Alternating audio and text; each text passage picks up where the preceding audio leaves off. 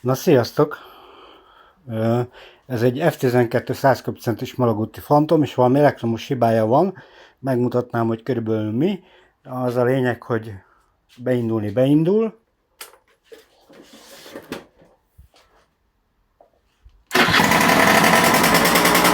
Viszont nincsen világításom.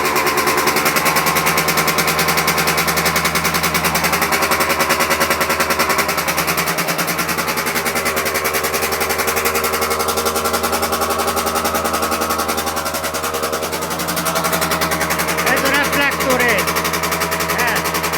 Ha ezt megnyomom,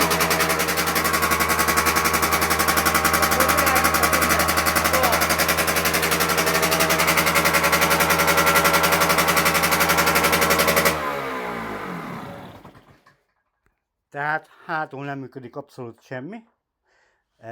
Én tegnap átpakoltam rá mindenből másik alkatrészt, van egy másik motorom, egy ugyanilyen, csak az egy kicsit jobb állapotú, de ezt a motort úgy raktam le, hogy minden működött rajta. És most valamiért ilyen elektronikai hibái vannak.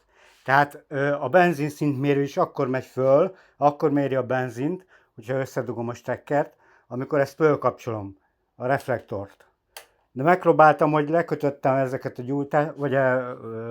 ezeket a kapcsolókat, és raktam rá másik kapcsolót, csak úgy simán, és megpróbáltam úgy, de ugyanazt csinálta. Tehát nem tudom, hogy mi a baj. Tudtok ebben nekem segíteni? Köszönöm szépen. Sziasztok!